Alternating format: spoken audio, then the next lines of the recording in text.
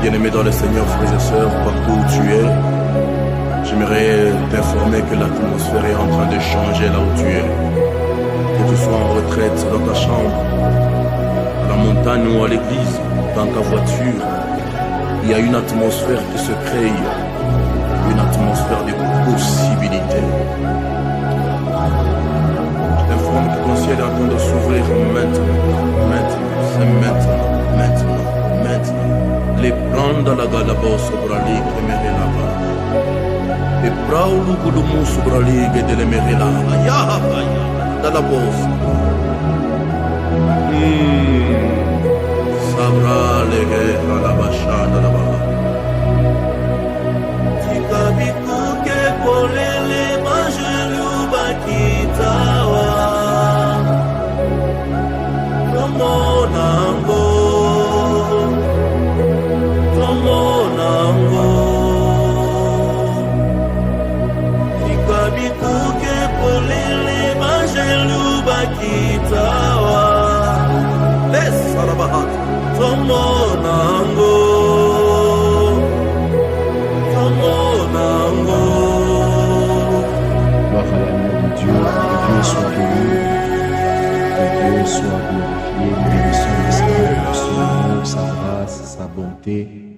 Qui ne cesse de renouveler en nous et sur nous. Je bénis le Seigneur pour toi qui nous suis ce soir et nous croyons que la grâce de Dieu va encore une fois de plus se multiplier parmi nous en ce jour. Et nous croyons que les bontés de l'Éternel, telles que la Bible le dit, ne sont point épuisées. Et Dieu fera encore beaucoup de bien à quelqu'un ce soir. Est-ce que quelqu'un est dans la joie ce soir de passer ces moments dans la présence de Dieu? Quelqu'un est-il dans la joie de témoigner les bontés de l'Éternel ce soir? Oh, je bénis Dieu pour son amour qui ne cesse de manifester parmi nous. Je bénis le Saint-Esprit de Dieu, lui qui est encore avec nous ce soir.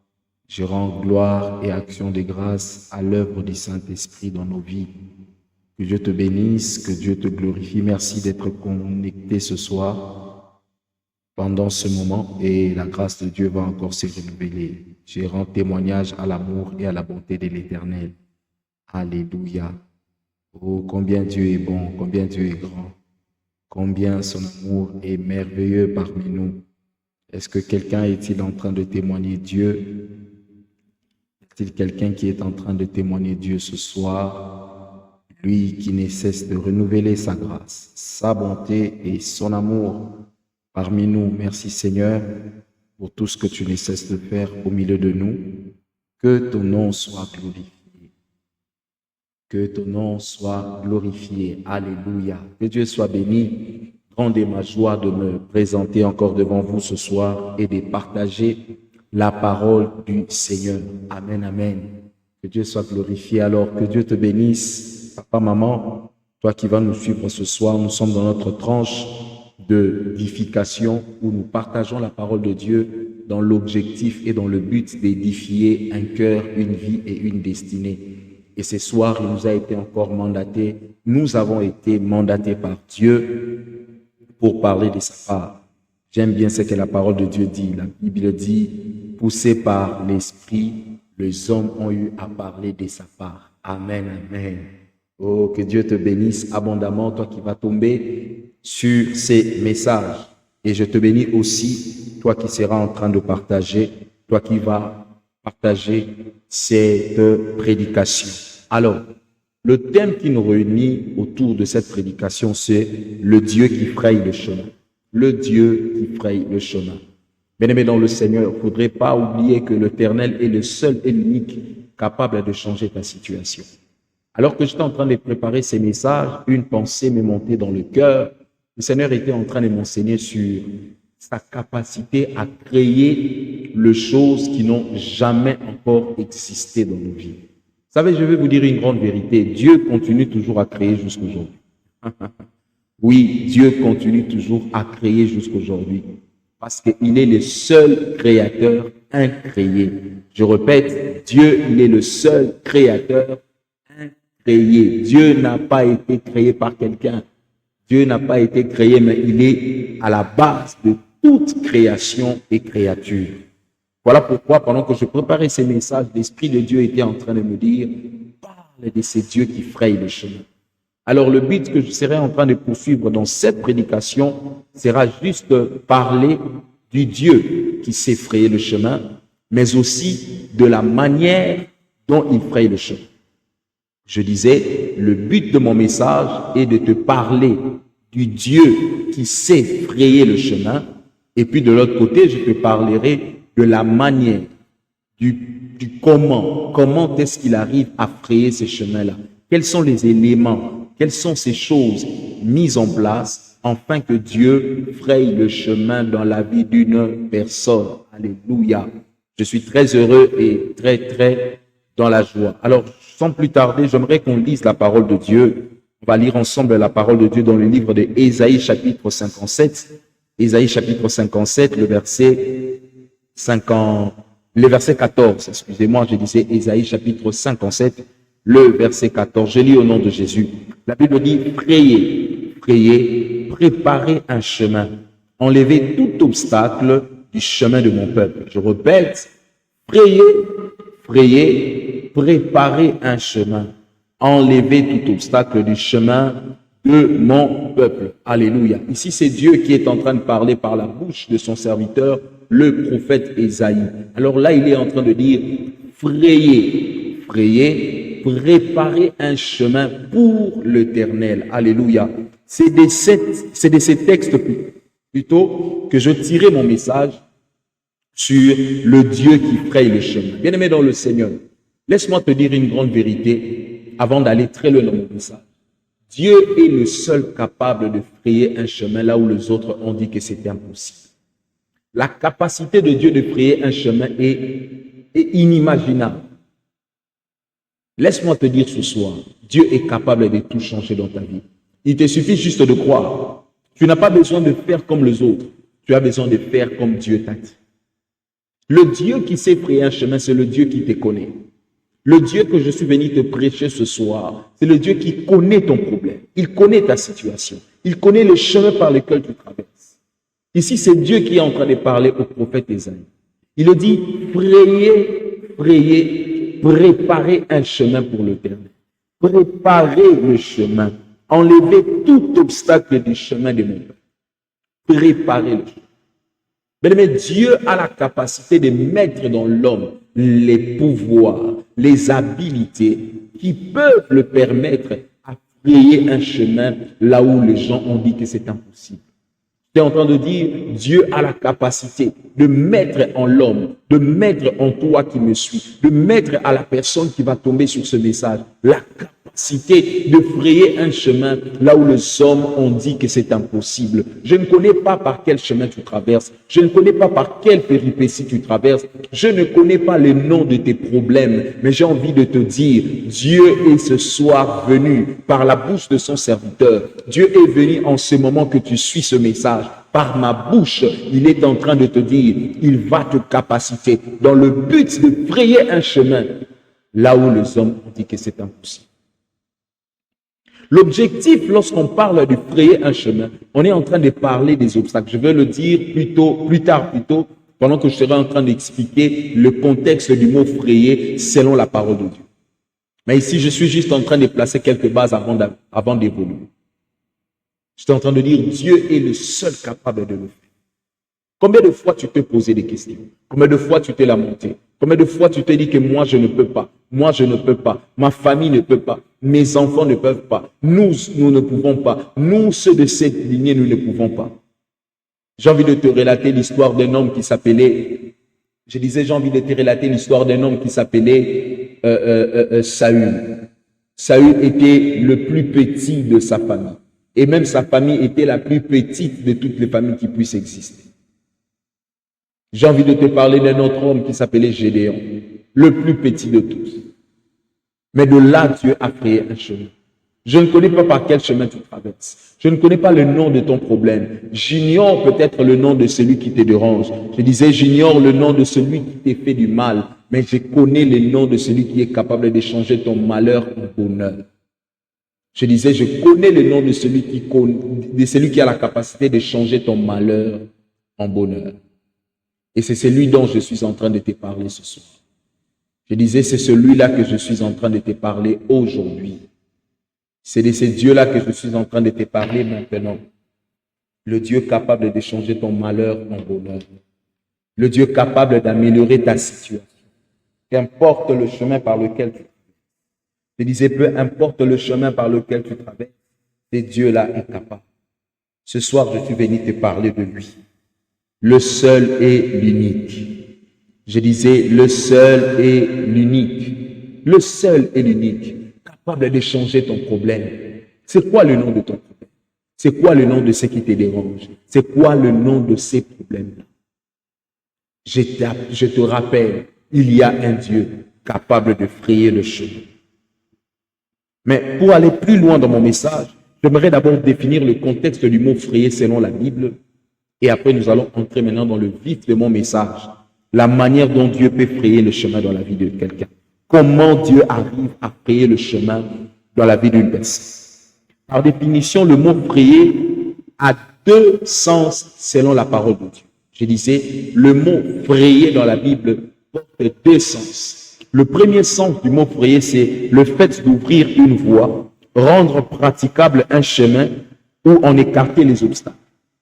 Je disais, dans la Bible, le mot frayer a deux sens. Le premier sens du mot frayer, c'est de pouvoir ouvrir la voie, rendre praticable un chemin ou une route, écarter les obstacles qui se tiennent sur ton chemin. C'est comme ça que tu vas lire le texte que nous venons de lire ici, et en train de dire, préparer un chemin, enlever tout obstacle devant nous. Lorsqu'on parle du mot frayer dans la Bible, frayer, F-R-A-Y-E-R, ce mot a pour sens d'abord d'ouvrir la voie. C'est-à-dire que lorsqu'on dit que Dieu va frayer un chemin dans ta vie, c'est que Dieu est en train de te dire qu'il va ouvrir une voie qui semblait être bloquée. Une voie où les gens se disaient c'est impossible. Combien de gens ont dit que c'est impossible pour toi? Combien de personnes ont relaté des choses sur toi? J'aimerais qu'on lise ensemble ces textes parce que ça va nous mettre exactement dans le contexte de ce que je suis en train de dire. Exode chapitre 14, le verset 21 au verset 22. La Bible dit, Moïse tendit sa main sur la mer et l'Éternel refoula la mer au moyen d'un vent d'est qui souffla avec violence toute la nuit. Il assécha la mer et l'eau se partagea. Les Israélites pénétrèrent au milieu de la mer à pied sec et l'eau formée comme une muraille à leur droite et à leur gauche. Ici, on est en train de parler du plus grand miracle que les enfants d'Israël ont commencé à vivre. C'est celui de la traversée de la mer. Mais ce miracle-là, c'est fait par quel moyen? La Bible dit, Moïse a élevé sa main et il a tendu cela vers la mer. Et un vent a soufflé qui venait de l'est. Et ce vent a travaillé durant toute la nuit pour ouvrir le chemin. Est-ce que quelqu'un s'imagine ça? C'est ce que j'étais en train de dire. Le mot frayer dans la Bible a pour sens d'abord d'ouvrir une voie. Là où les Égyptiens pensaient que les Israélites sont cuits, là où les Égyptiens pensaient qu'ils ont maintenant entre les mains les Israélites. Parce que souvenez-vous, lorsque Pharaon va libérer les enfants d'Israël, la Bible dit que Pharaon s'est souvenu que non, j'ai fait une bêtise. Il ne fallait pas que je puisse libérer ces peuples. Alors qu'est-ce que je ferai? Je dois courir à les rechercher. Je dois aller les récupérer. Je vais courir pour aller les reprendre. Et la Bible dit, pendant qu'ils avançaient, Pharaon se disait sûrement dans son cœur, ok, je les ai eus. Parce que derrière, il y a mon armée. Et devant eux, il y a la mer. Ils n'auront nulle part où aller. J'ai envie de dire à quelqu'un, les gens pensent que tu n'as nulle part où aller. Les gens se disent que tu n'as nulle part où aller. Les gens te disent que tu n'as nulle part où aller. Les gens te disent que tu n'as nulle part où aller. Je viens te dire que Dieu est celui qui fraye le chemin même sur une mer. Donc, le premier sens du mot frayer, c'est d'abord ouvrir une voie. Ouvrir une voie. Rendre praticable un chemin ou une route. Sûrement, les enfants d'Israël ne devaient pas traverser, ne pouvaient pas plutôt marcher sur les eaux. Mais Dieu a rendu la mer Rouge praticable pour que les enfants d'Israël marchent. Je prie dans le nom de Jésus que le Dieu que je prêche ce soir, que le Dieu que je prêche en ce moment puisse frayer un chemin devant toi au nom de Jésus. Je dis que Dieu rende praticable un chemin pour toi. C'est peut-être un chemin du travail. Tu te poses des questions. Comment est-ce que j'entrerai dans cette entreprise? Comment est-ce que je ferai pour arriver à cette entreprise? Qu'est-ce que je peux donner pour que je puisse aussi mériter un bon mariage? Qu'est-ce que je peux donner pour que je puisse mériter aussi de moyens pour étudier? Ce sont des questions qui dérangent ton esprit. C'est là que ton esprit est en train de pleurer tout le jour. Mais je viens t'annoncer comme un serviteur de Dieu que l'Éternel est celui qui fraye le chemin. Le Dieu que je te prêche est celui qui fraye le chemin. Et frayer le chemin, selon le sens de la parole, c'est de rendre praticable une route. C'est de rendre praticable un chemin. C'est de rendre praticable une voie. Ouvrir la voie. Je prie au nom de Jésus que Dieu t'ouvre une voie vers la paix. Que Dieu t'ouvre une voie vers le bonheur. Que Dieu t'ouvre une voie vers le succès. Que Dieu t'ouvre une voie vers l'abondance. Que Dieu t'ouvre une voie au nom de Jésus. Mais dans ce premier sens toujours, il y a quelque chose que j'aime dans cette définition. On dit, c'est aussi le fait d'enlever les obstacles qui se tiennent sur la voie. Mais il y a des obstacles qui t'empêchent. Vous savez, il y a des gens, ils cherchent à tout prix de te mettre des crocs en jambes.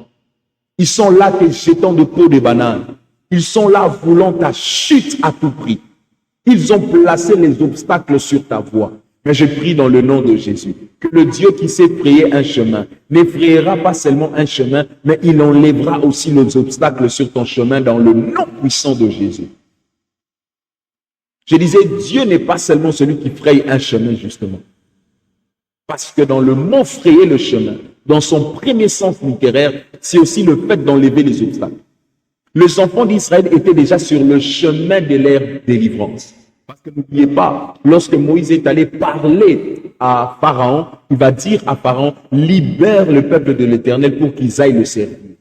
Et le jour où Pharaon va libérer le peuple d'Israël, c'est ce jour-là que la délivrance va commencer, que l'exode va commencer.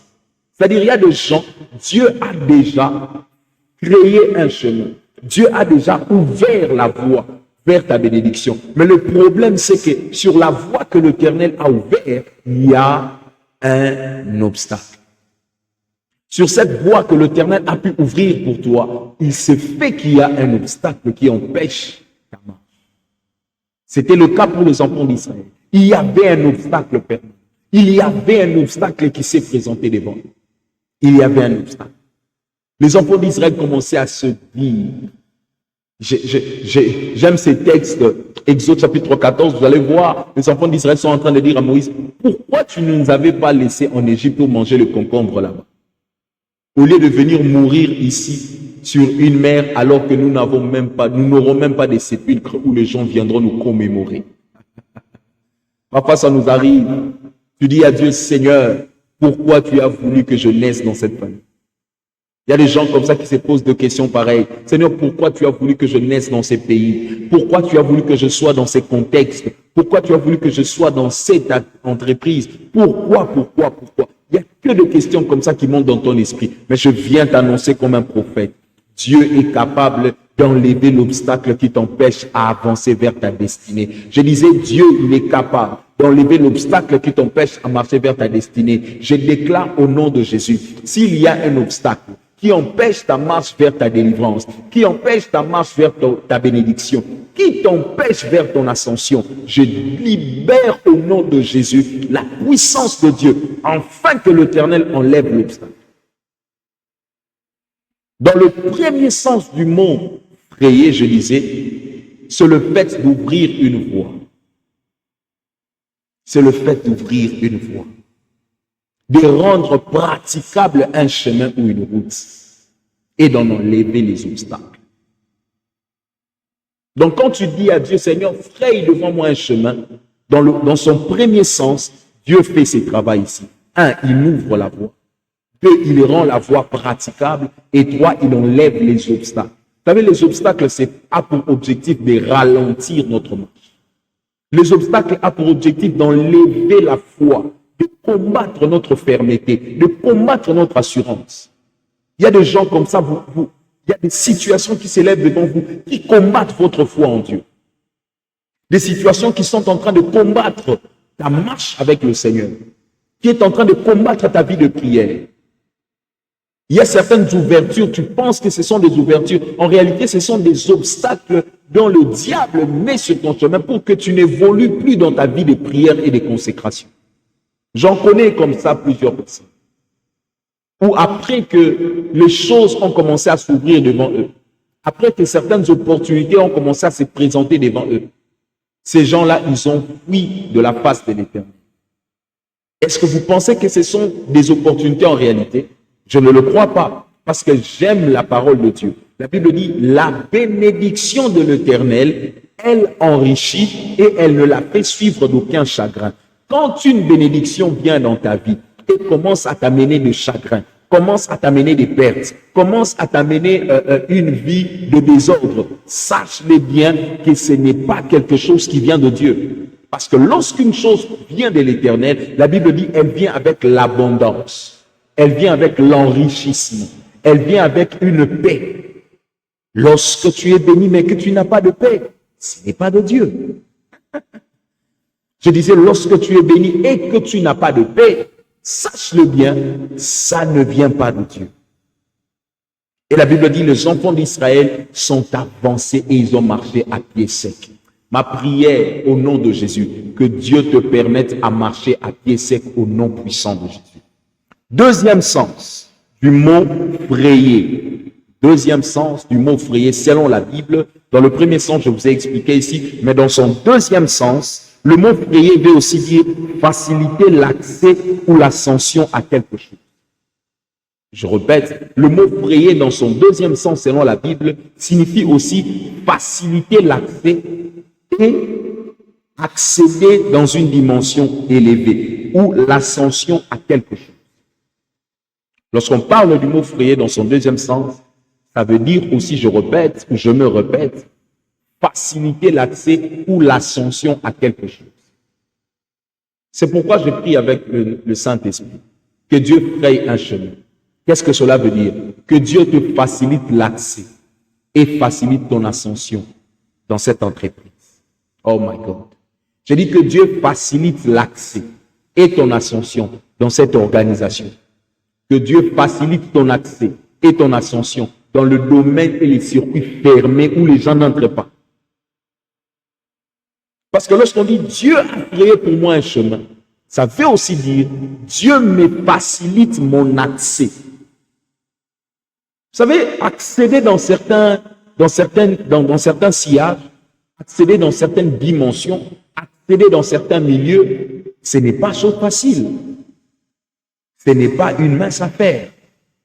Mais lorsque Dieu est avec toi, il est capable de te faire... Oh, on va lire ça. Ésaïe chapitre 52, le verset 13, pour que tu comprennes mieux le deuxième sens du mot frayer, qui est faciliter l'accès ou l'ascension à quelque chose. Écoute ce que la Bible dit. Ésaïe 52, le verset 13. La Bible dit, « Mon serviteur prospérera. Il s'élèvera, il montera, il sera très haut placé. » Je répète, mon serviteur prospérera. On parle de la prospérité. Il s'élèvera. On parle de l'élévation. Juste quelque chose d'important que je vais souligner ici. La Bible parle d'élévation, c'est-à-dire quelqu'un qui a commencé de zéro et on le voit comment est-ce que Dieu le lève. C'est ça. Et troisième, on dit, il montera, on parle de la montée. Et troisième chose, il sera très haut placé. Et ça, c'est le conséquence. Ça, c'est la finalité des choses. La première des choses que Dieu va faire, c'est qu'il va d'abord amener la prospérité. C'est comme ça, la Bible dit, tu prospéreras comme prospère l'état de ton âme. La prospérité. La prospérité est l'état intérieur de l'homme. Deuxième dimension, on parle de l'élévation. La dimension où tout le monde commencera à verra, tout le monde commencera à voir, allais-je dire, tout le monde commencera à voir comment est-ce que Dieu marche avec toi. Et dans la troisième dimension, on parle d'une montée. Oui, la dimension de la manifestation, de la démonstration, où Dieu démontrera qu'il est avec toi. Et dans la quatrième ou dernière dimension, c'est là où c'est la finalité. C'est là qu'on appelle la gloire. C'est ça qu'on appelle une gloire. Et la Bible dit qu'il sera très haut placé. Donc quand on parle du mot frayer, on parle aussi de faciliter l'accès dans un endroit ou ton ascension à quelque chose. Je prie avec le Saint-Esprit que Dieu te fasse monter. Oh, alors que tu seras en train de prier en disant, Seigneur, fraye devant moi un chemin. C'est-à-dire, tu es en train de dire à Dieu, Seigneur, fais-moi, oh my God, fais-moi monter, fais-moi monter. Je vois une femme où Dieu est en train de frayer un chemin devant toi. Je vois un homme que Dieu est en train de frayer un chemin devant toi.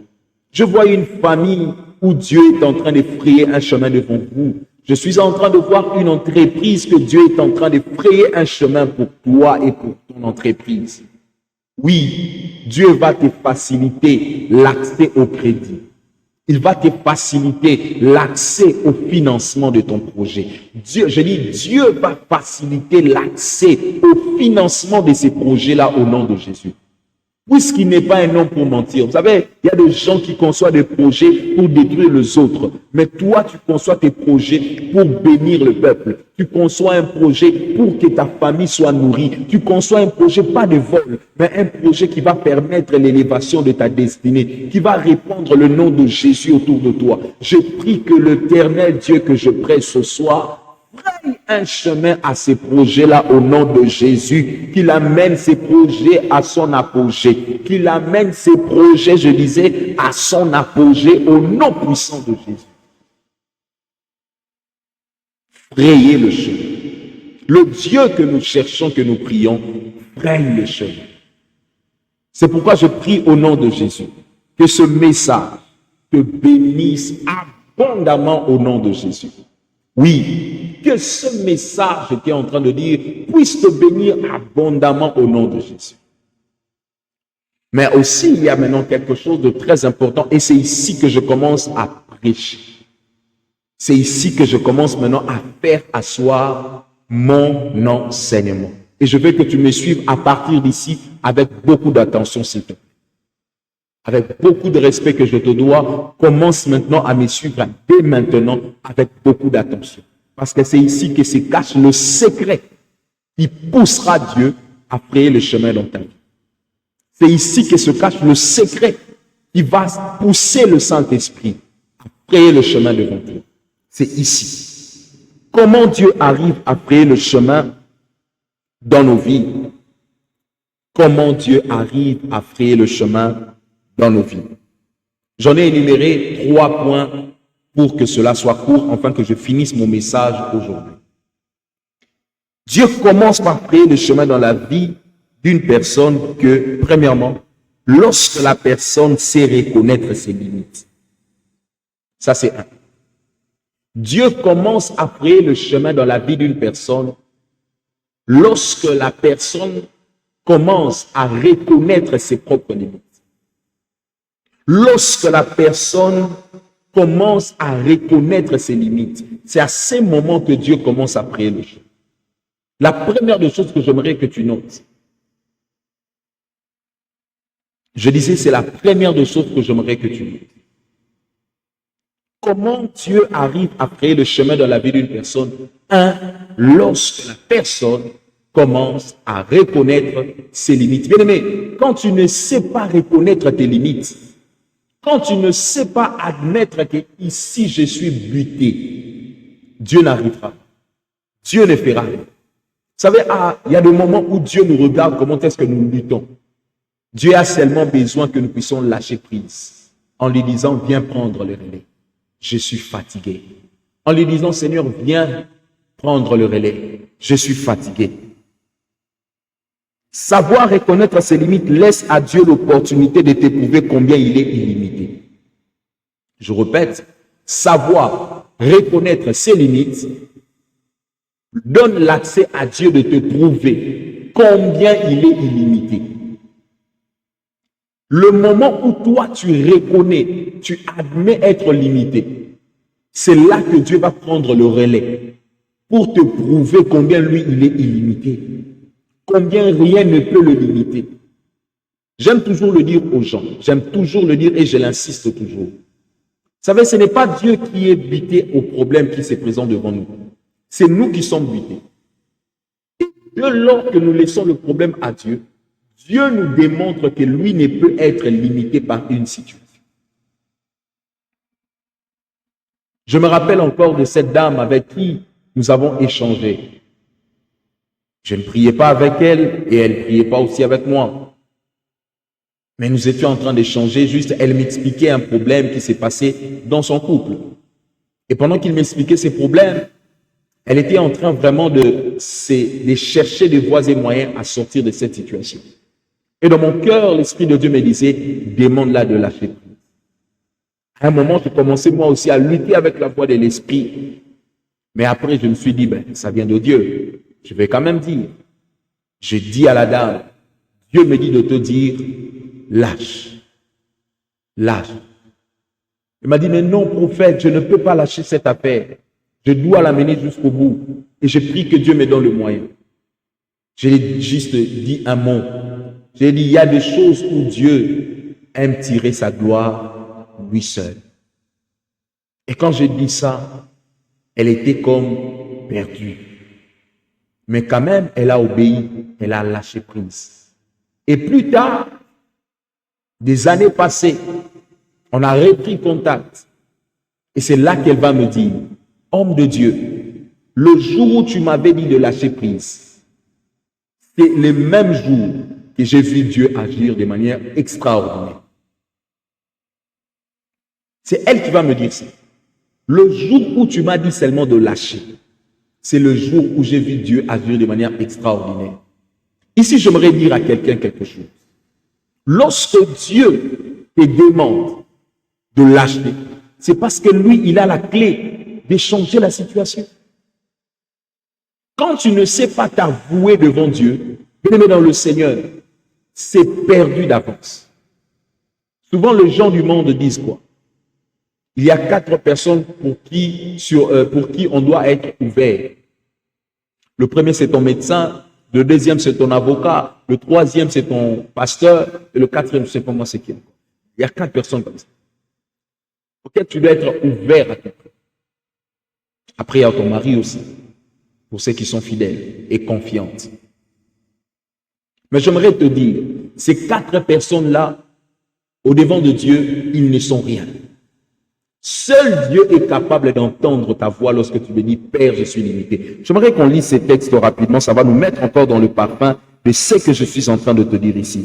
Psaume 31, les versets 1 à 6. La Bible dit, au chef de cœur, psaume de David, Éternel, je cherche en toi. Je répète, Éternel, je cherche refuge en toi. Que jamais je ne sois déçu. Délivre-moi dans ta justice. Tends ton oreille vers moi, viens vite à mon secours. Sois pour moi un rocher protecteur, une forteresse où je trouve mon salut. Le verset 4, c'est là que j'aime. Oui, tu es mon rocher, ma forteresse. À cause de ton nom, tu me conduiras, tu me dirigeras. Verset 5, tu me feras sortir du piège qu'ils m'ont tendu, car tu es mon protecteur. Verset 6, j'ai remis mon esprit entre tes mains. Tu me délivres, Éternel, Dieu de vérité. Ce psaume, David est en train de le crier au moment où il se sent buté.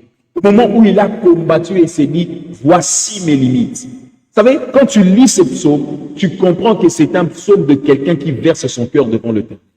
Quelqu'un qui dit à Dieu, j'ai besoin de ton aide parce que je n'en peux plus. Mais c'est à ce moment que Dieu se lève pour commencer à prier un chef. Oh my God. Dans de pareilles situations où le cœur de quelqu'un s'ouvre devant Dieu, Il y a des gens qui ouvrent leur cœur devant leurs femmes, chose qui n'est pas mauvaise. Il y a des gens aussi qui ouvrent le cœur devant, je ne sais pas moi, leurs avocats, leurs médecins et tout cela. Mais ce soir, je viens t'enseigner que l'une des choses, ou la première des choses, qui pousse à Dieu de frayer un chemin dans ta vie, c'est lorsque tu reconnais tes limites. C'est lorsque tu sais reconnaître que moi, je suis limité. Je ne suis rien sans toi. Je ne suis rien si tu n'agis pas. Oh, j'aime ce que Moïse est en train de dire à Dieu. Il dit, si tu ne descends pas, on ne marche pas. Pas parce qu'il voulait faire à Dieu un chantage, mais parce qu'il se rend incapable. Il dit à Dieu, je ne peux pas faire l'inacceptable. Je ne peux pas faire quelque chose qui va au-delà de mes limites. Je sais qu'avec toi, je deviens invincible. J'aimerais que quelqu'un prie de cette manière. Quand tu soupires que Dieu commence à ouvrir le chemin devant ta vie, c'est de cette manière que tu dois commencer à prier. Seigneur, je me sens faillible quand tu n'es pas là. Seigneur, je suis perdu quand tu ne dis rien. Seigneur, je me sens dans l'angoisse quand tu ne sais pas dire un mot. Ce soir, je viens te prier. Je suis limité. Ma vie n'a pas de sens sans toi. Oh my God. Ce sont des choses comme ça qui fait du bien à Dieu. Je disais, ce sont des paroles comme ça qui poussent à Dieu d'agir d'une manière inacceptable. C'est ça qui fait frayer le chemin dans la vie de gens. Reconnaître ses limites et en exposer devant Dieu. Reconnaître que tu es limité et tu t'exposes devant Dieu. David est en train de dire dans le psaume que nous venons de lire, il dit, je suis dans l'angoisse, mais je reconnais que tu es ma forteresse. Il ne dit pas que c'est sa maison qui est sa forteresse. Il ne dit pas que c'est son royaume qui est sa forteresse. Il ne dit même pas que ce sont ses bénédictions qui sont sa forteresse. Mais il dit c'est l'Éternel qui est ma forteresse. Vous savez, lorsqu'on parle de forteresse, on parle d'une labyrinthe. On parle d'un lieu sécurisé, de murailles élevées. Un lieu où on ne peut pénétrer. C'est impénétrable, une forteresse. Et David compare Dieu à une forteresse. En disant, lorsque je serai avec toi, je serai invincible, je serai impénétrable, on n'arrivera pas à m'atteindre. C'est là que Dieu commence à frayer le chemin vers les bénédictions. Tu es là en face d'un visa, tu sens que tu as tout fait comme démarche, ça ne tient pas. Bien-aimé, retire-toi dans la prière. Incline-toi devant l'Éternel. Prends ton passeport, mets-le par terre. Dis à Dieu, tu sais combien des ambassades ces passeports a marché. J'ai fourni des efforts en tant qu'homme, avec des conseils de Dieu. Mais j'ai pris la résolution, en te montrant que les hommes sont faillibles. Seul toi est capable d'agir. Vous savez, hein, tu peux aller dans un lieu pour avoir ton visa. Tu arrives à l'ambassade, on te refuse. Tu rentres, tu pries, tu rentres dans la même ambassade, on te le donne. Ça, c'est les mystiques de Dieu. Ça, c'est Dieu. Tu arrives vraiment devant l'ambassade comme ça, rendez-vous, tout ça, là, on te fait un refus catégorique. Mais quand tu rentres, tu recharges. Tu dis à Dieu, voici, je suis limité. Et quand tu finis ce genre de prière, va essayer. Va essayer. Comme ça, on verra si Dieu ne marche pas derrière ça. Parce que j'ai lu la Bible me dit, il est celui qui marche derrière sa parole pour faire quoi? Pour l'accomplir.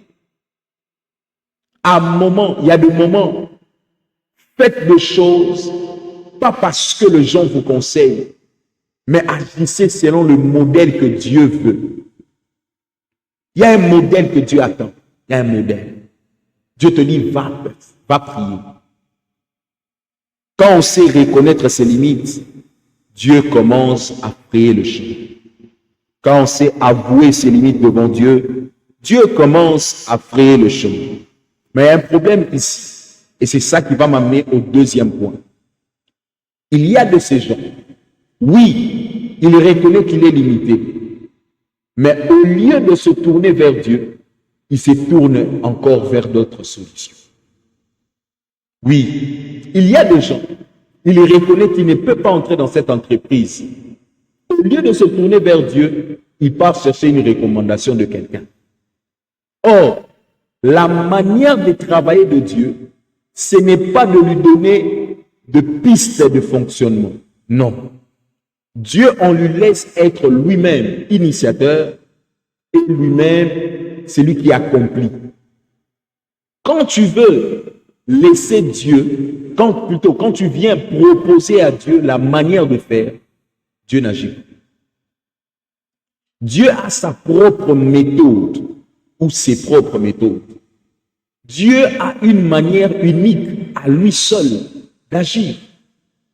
Et c'est là qui m'amène au deuxième point. Comment Dieu arrive à frayer le chemin lorsque la personne tourne son regard et crie devant l'Éternel. Oui, il y a des gens qui les reconnaissent qu'ils sont limités. Mais au lieu de se tourner vers Dieu, ils se tournent encore vers d'autres gens qui sont faillibles que lui. Tu as des problèmes, tu as des situations compliquées, tu as une marée de situations compliquées. Mais au lieu de te tourner vers l'Éternel, après que tu aies remarqué que ces problèmes, tu ne peux pas le vaincre seul, tu t'es senti limité. Mais au lieu de te tourner vers l'Éternel, tu te retournes encore vers les autres personnes. C'est ça le problème. C'est là que se trouve le problème. Quand Dieu veut te faire montrer qu'il est le seul, je l'ai dit ici dans le premier point, que Dieu, il est celui, lorsque tu le laisses voir tes limites, lui, il va te prouver qu'il est illimité.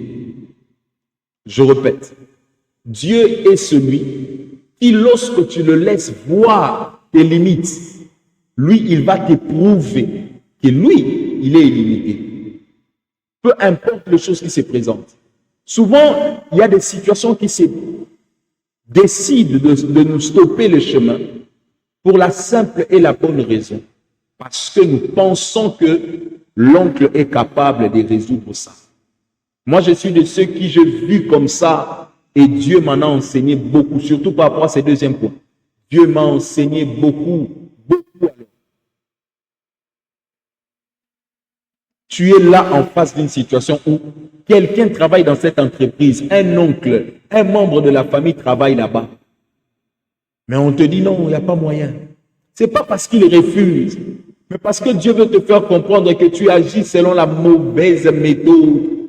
Tu me pries, oui, mais laisse-moi aussi faire. Ce n'est pas que tu me pries et tu veux me montrer la manière de faire. Je vais nuancer très fort ici dans ces points ici parce que c'est aussi facteur de beaucoup de confusion dans le chef des enfants de Dieu. Quand on dit que Dieu lui seul va te parler ou Dieu lui seul va frayer le chemin, ça ne veut pas dire que la responsabilité viendra de Dieu. Non, mais ça veut dire que Dieu doit t'orienter. Vous savez, il y a des gens qui tâtonnent et il y a des gens qui agissent avec certitude.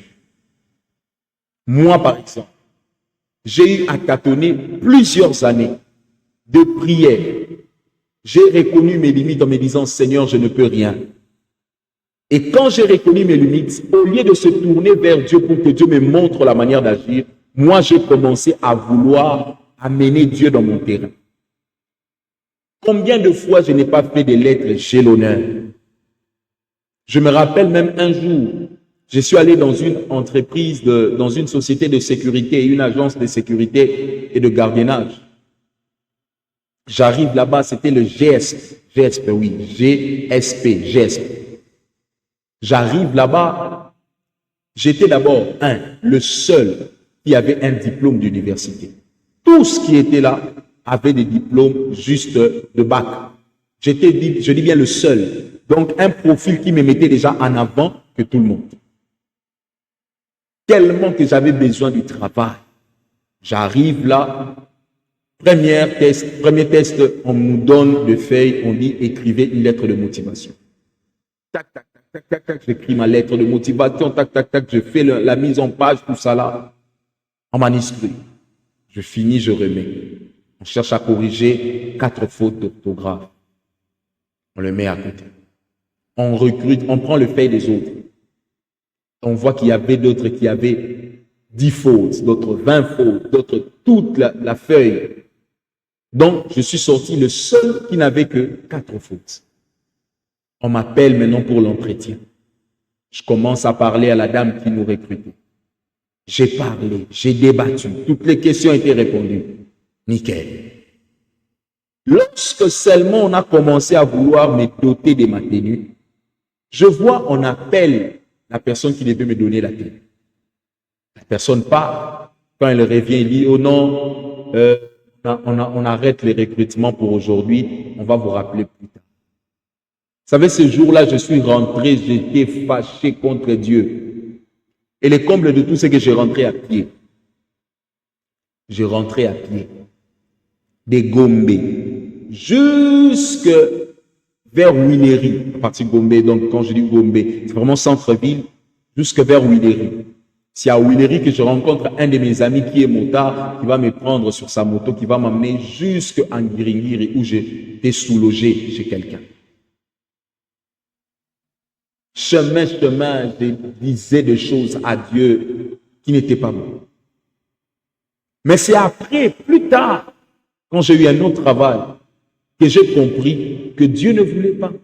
Pourquoi Dieu ne voulait pas? Parce que je le laissais, je l'imposais à agir selon moi.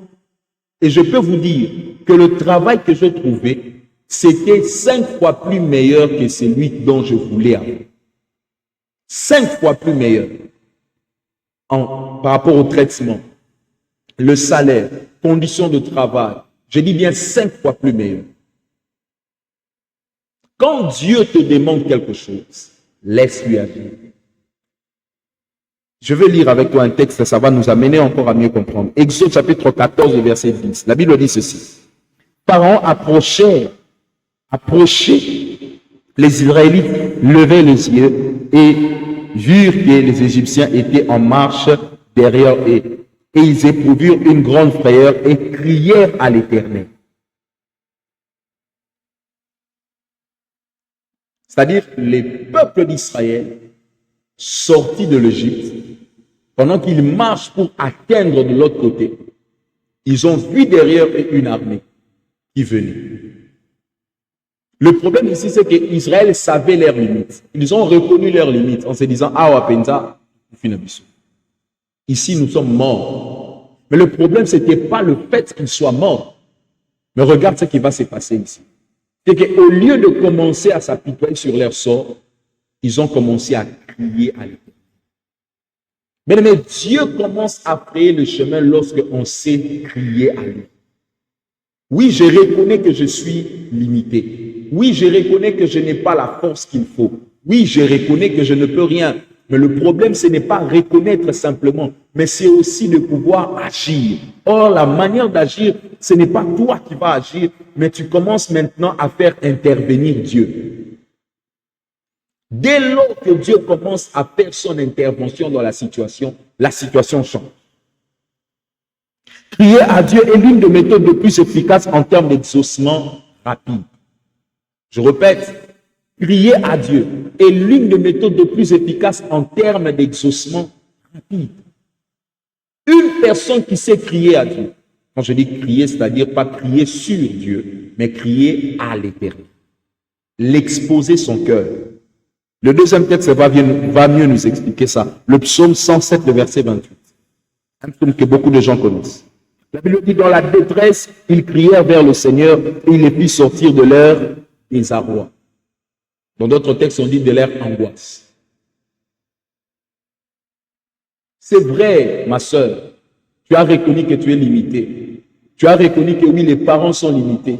Certaines portes ne peuvent pas être ouvertes par vos parents. Certaines portes n'ont pas la capacité d'être ouvertes par ton père, par ta mère, par ton oncle. Mais le problème, c'est que tu as remarqué ça. Mais qu'est-ce que tu fais? Ce que je te demande, ce n'est pas d'agir selon toi, mais crie à l'Éternel, afin qu'il te donne la révélation qu'il faut. Vous savez, il y a des gens, ils savent bien que leur bonheur dépend de Dieu. Mais la manière dont ils agissent, c'est comme si c'est l'oncle qui va lui donner le travail. Hein? Tu sais bien que ton bonheur dépend que de Dieu. Tu le sais, ma soeur. Tu le sais, mon frère. Tu sais que toi, c'est Dieu ou rien. C'est Dieu ou personne. Mais tu agis comme si c'est l'oncle qui va te le faire. Non. Tant que Dieu ne touchera pas le cœur de cet oncle-là, si tu t'en vas toi seul, rien ne se passe. Tant que Dieu ne touchera pas le cœur de cette femme-là, même si tu l'amènes ton CV comme ça. Frère, moi, j'ai eu un travail alors que je dors. J'ai eu un contrat permanent. Jusqu'aujourd'hui, mon contrat-là existe. Si seulement je pars me présenter et qu'il y a de l'espace de travail, on va me prendre.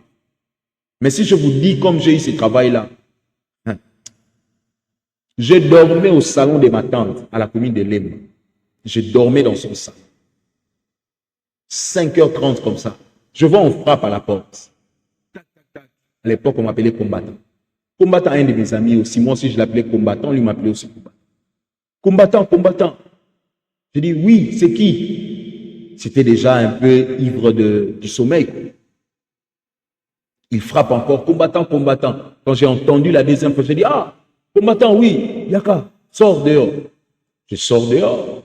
Mais dit, maintenant seulement, descends vite à l'arrêt. L'arrêt s'appelle Abeti. Descends vite à l'arrêt Abeti. Tu vas rencontrer un frère comme ça, il est là-bas, donne-lui ton nom, vite fait, il y a un travail là, vite fait maintenant. J'étais en culotte, je rentre, je remets une autre culotte, je mets un t-shirt, je cours vite, je descends à l'arrêt, je donne le nom, je rentre, je dors. À 11h, on m'appelle. On me dit, c'est toi, monsieur, tel, tel, tel, tel. Veuillez vous présenter aujourd'hui vers 14h à l'école Bobo Poli. Oui, Bobo Poli de Ngaliem. Présentez-vous maintenant. Et à 14h plutôt, on est 11h. Frère, j'ai cherché l'argent des transports. Je n'ai trouvé que 500. À l'époque, des ronds-points Ngaba jusqu'à Lupin, c'était 500 francs. Je fais le pied jusqu'à Rond-Point parce que Salon jusqu'à Rond-Point, c'était pas loin. Je monte vite à Rond-Point Ngaba à pied. J'arrive à Rond-Point Ngaba, je prends le transport de Lupin. J'arrive à Lupin, il faut maintenant aller vers Boboko. Je fais les pieds. De Lupin jusqu'à Boboko. J'arrive là, il était à peine 13 heures passées comme ça. Parce que moi, j'ai une réputation, c'est que il est impossible pour moi d'arriver à un rendez-vous en retard. Pratiquement, généralement, je n'arrive jamais à un rendez-vous en retard. Si tu me vois se pointer à un rendez-vous en retard, sache-le que j'ai vraiment eu un vrai retard.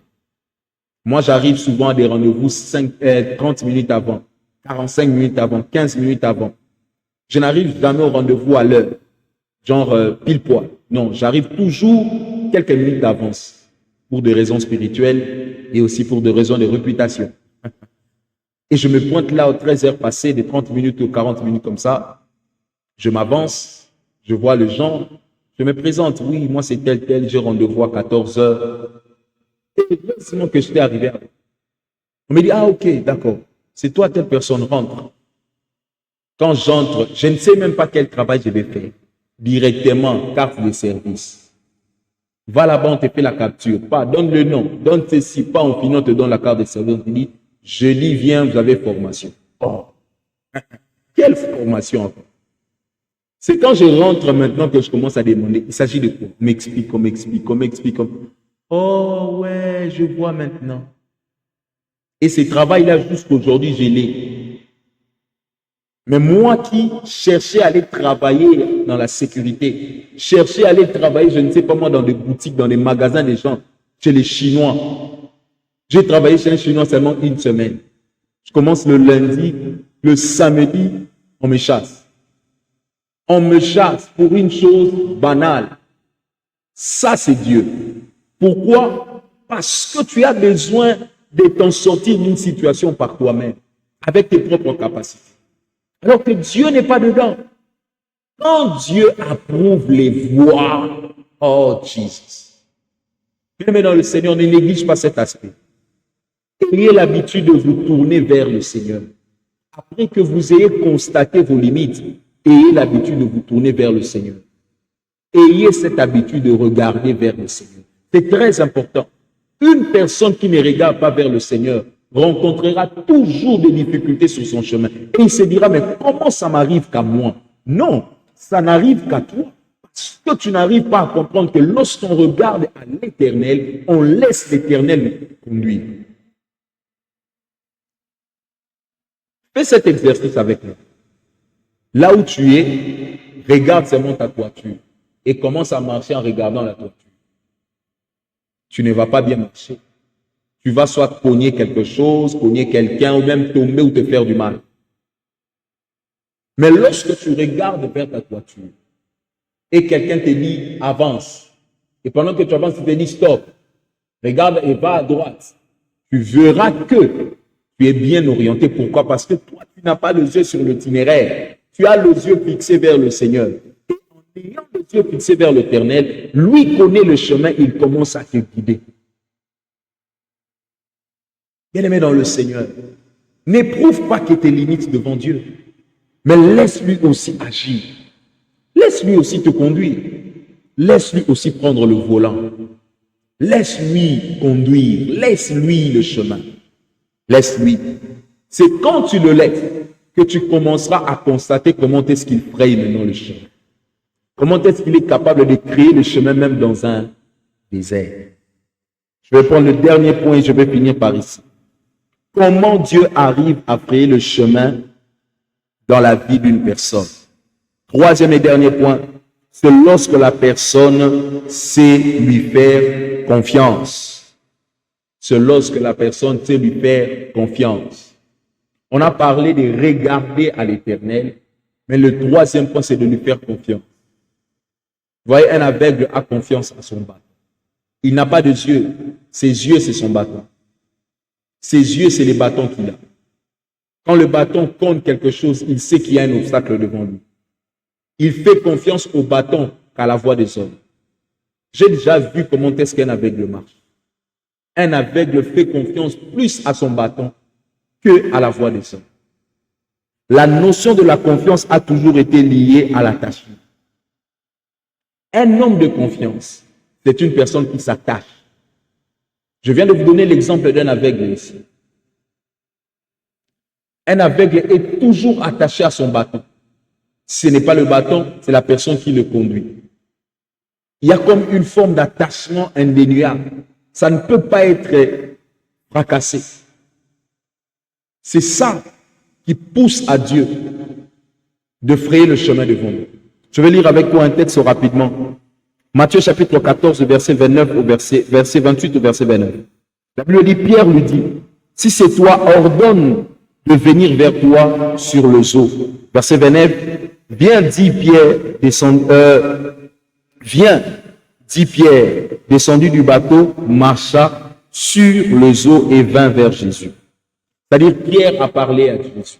Il dit à Jésus, si c'est vraiment toi que je vois, tout le monde connaît ce texte, on parle de Jésus qui marche sur les eaux, alors qu'il a renvoyé les disciples, après qu'il ait fini à faire le miracle, il dit aux disciples, allez-y, je vous rejoins. Et les disciples ont pris les bateaux, ils étaient là en train de faire le travail. Et pendant qu'ils étaient là, Jésus regarde tout autour, il voit qu'il n'y a pas de bateaux, alors je vais les suivre par la voie surnaturelle. Et pendant qu'ils venaient, tout le monde était étonné, c'est un fantôme, c'est un fantôme. Et Pierre va dire, si c'est vraiment le maître Jésus, ordonne que je vienne vers toi. Et la Bible dit que Dieu lui a dit, viens. Et Pierre a commencé à marcher sur les eaux. Qu'est-ce qui a poussé à Pierre de marcher sur les eaux? C'est la confiance qu'il avait. Il commence à dire, si c'est toi, Seigneur. Pourquoi il dit si c'est toi? Il pouvait dire que c'est qui? Ou bien il pouvait poser la question. Il pouvait se dire, je vais marcher sur les eaux. Mais il a commencé à se dire que je ne marcherai que si c'est l'Éternel. Si c'est lui. Il y a des choses, bien aimées dans le Seigneur. Tu es dans cette situation, mais tu sais que Dieu ne t'a pas abandonné. Toi aussi, n'abandonne pas. Tu es dans cette situation, tu sais que Dieu est avec toi. Toi aussi, n'abandonne pas. Oui, tu te poses mille et une questions, mais comment ça va se faire? Bien aimé, moi, il m'arrive des moments où je pleure devant Dieu. Je dis à Dieu, Père, pourquoi tu m'abandonnes? Mais tant que je sais que Dieu est avec moi, je n'abandonne pas. J'ai toujours un slogan que je dis souvent à ma femme, je le dis, moi-même en rampant, je vais suivre le Seigneur. S'il a besoin que j'ai une vie de honte, j'accepte d'avoir une vie de honte, mais avec le nom de Jésus sur mon corps. J'ai toujours dit ça à ma femme. Et c'est notre philosophie de vie. Si nous voulons vraiment avancer avec Dieu, alors lui seul sera notre guide, pas quelqu'un d'autre. Bien-aimé dans le Seigneur, fais confiance en Dieu. Fais-lui confiance. Crois en ce qu'il te dit. Je répète, fais confiance à l'Éternel. Crois à ce qu'il est en train de te dire. Personne n'est capable de changer ta situation si ce n'est que l'Éternel des armées. Je répète, personne n'a le pouvoir de changer ta situation si ce n'est que l'Éternel des armées. J'aime bien ce texte qui dit, si Dieu est pour nous, qui alors sera contre nous? Qui? Je ne le vois pas. Qui osera être contre vous? Qui osera? Fais confiance à Dieu. Fais confiance à Dieu. J'ai dit dans la notion de la confiance, l'attachement, et plutôt la notion de la confiance a toujours été liée à l'attachement. La notion de la confiance a toujours été liée à l'attachement à Dieu. Quand une personne a confiance, il s'attache. Il s'attache. Quoi que l'on dise, quoi que l'on fasse, la confiance est comme le carburant pour l'attachement. Quand tu as confiance en Dieu, personne ne te dira de s'attacher à lui. Toi seul, tu commences à s'attacher. Ruth chapitre 1, verset 16. C'est ici que je vais finir mon message. Ruth chapitre 1, le verset 16. La Bible dit ceci. Ruth dit, ne me pousse pas à t'abandonner et à me détourner de toi. Où tu iras, j'irai. Là où tu passeras la nuit, je passerai là aussi. Ton peuple sera mon peuple, ton Dieu sera mon Dieu. C'est Ruth qui est en train de parler à Naomi.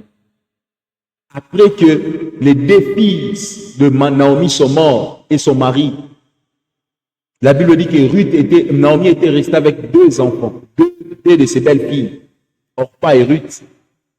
Et il arriva un moment où Naomi leur demandait de rentrer chez eux. Mais puisque Ruth avait une autre vision, sa confiance en Naomi a attiré l'attachement. La confiance qu'elle avait sur Naomi a imposé l'attachement.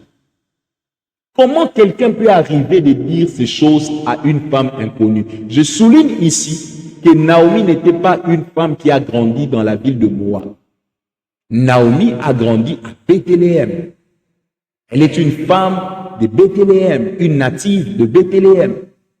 Ils ont quitté la maison de pain pour venir à Moab à cause de la famine. Et quand ils arrivent là, ils ont été frappés. Son mari mort, ses deux enfants, garçons sont morts. Donc, Ruth ne connaissait pas en vrai dire Naomi. Elle ne connaissait pas ses origines. Mais regarde ce qu'elle va dire à Naomi. Elle dit, où tu iras, moi aussi j'irai. Et j'aime la suite, il dit, ton peuple sera mon peuple. Et dans la conclusion, il dit, ton Dieu sera mon Dieu. De quel Dieu Naomi était en train de dire? Mais la confiance t'amène dans une dimension de révélation. C'est que Naomi était en train de dire, elle ne comprenait pas ce qu'elle disait. Mais de quel Dieu tu parles, Ruth? Alors que tu ne connais pas le Dieu de Naomi. De quel Dieu tu es en train de parler? Oui, c'est la révélation. C'est la révélation. La confiance en Dieu pousse quelqu'un à l'attachement. Et quand on est attaché, il y a des choses qui nous sont révélées par l'Éternel. Voici les 3 points qui permettent à Dieu de frayer le chemin dans la vie d'une personne. On a défini le mot frayer sur les 2 sens bibliques de ce mot. Le premier sens, j'ai dit que le mot frayer a pour sens d'ouvrir une voie, de préparer un chemin et d'en enlever les obstacles. Ça, c'est dans son premier sens biblique. Et on a vu par rapport aux enfants d'Israël qui se tenaient devant la mer Rouge, où Dieu a frayé un chemin. C'est-à-dire Dieu a enlevé l'obstacle. Et là où il a pu ouvrir une voie devant eux. Il a enlevé l'obstacle qui était la mer et il les a permis de marcher à pied. Dans son deuxième sens, le mot frayer veut aussi dire l'accès, la facilité à l'accès. En fait, le mot frayer facilite l'accès. Dans son deuxième sens, le mot frayer signifie faciliter l'accès ou l'ascension à quelque chose. Et là, on a parlé du texte où on dit « Mon serviteur montera » dans le livre d'Ésaïe. Mon serviteur montera, il s'élèvera et il sera très haut placé.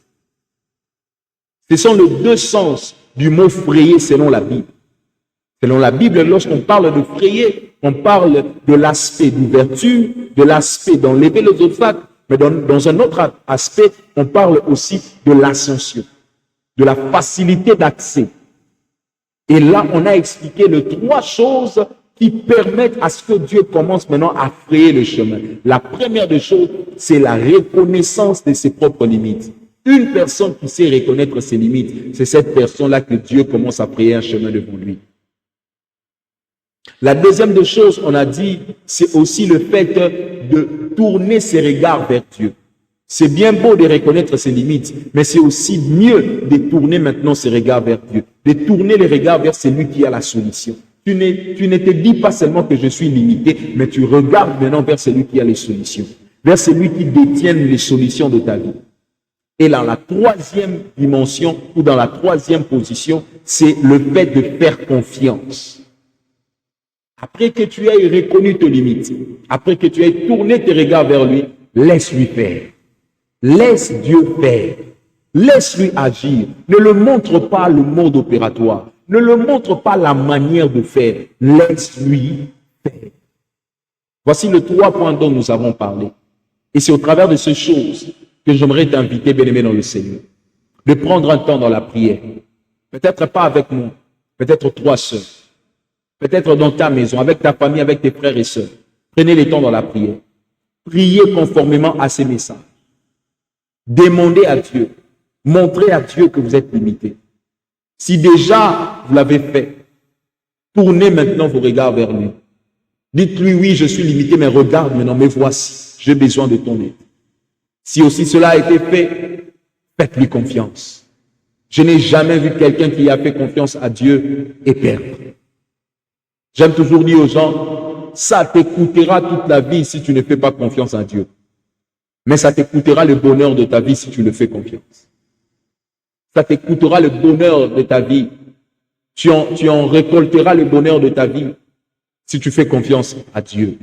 Si tu regardes à l'Éternel comme le pilier central de ta vie, comme le socle principal de ta destinée, comme celui qui détient la clé qui peut déclencher le miracle dans ta vie. Et je prie avec le Saint-Esprit que ce message soit une bénédiction pour toi et pour ta famille. Qu'au travers de ces messages, ta vie soit bénie au nom de Jésus. Je disais qu'au travers de ces messages, que ta destinée soit bénie au nom de Jésus. Que l'Éternel, mon Dieu, celui que je sers dans mon esprit, celui en qui je suis attaché, se révèle fidèle dans ta vie. Je prie avec le Saint-Esprit que ta vie soit bénie. Que tout de toi soit béni. Que ta famille soit bénie, que tout ce que tu touches et possèdes soit béni, et que ce message soit comme cette sémence qui va trouver lieu et place dans ton cœur. Dans le nom puissant et glorieux de Jésus, j'ai ainsi prié. Je dis Amen. Gloire au Seigneur, gloire à toi, Adonai Shama, toi le maître des esprits. Merci Seigneur Saint-Esprit. Alors, nous sommes là, mes bras. Voici nos programmes. Vous voulez se réunir avec nous, n'hésitez pas de se réunir avec nous. Dieu vous fera beaucoup de bien. N'hésitez pas, n'hésitez pas. Vous voulez venir prier avec nous. Nous prions chaque mercredi, chaque dimanche. Et Dieu n'hésitera pas de te visiter. Ça a été pour toi la première fois de nous suivre. Alors, ceci est notre page, c'est notre compte, notre chaîne YouTube, allez-je dire. Alors, abonnez-vous. Cliquez sur la cloche pour ne pas manquer les vidéos qui vont venir dans les jours à venir. Nous sommes en train de préparer un plateau où nous allons partager avec les serviteurs de Dieu sur la parole de Dieu, sur les vérités bibliques. Nous le préparons, que Dieu nous fasse beaucoup de bien. Et si Jésus-Christ ne revient pas, nous allons encore le servir avec soif et engouement. De ma part, je vous dis à très bientôt. Que la grâce et la faveur de Dieu continuent de demeurer comme le pilier central et le socle principal de nos vies. Que Dieu nous bénisse. Ciao, ciao.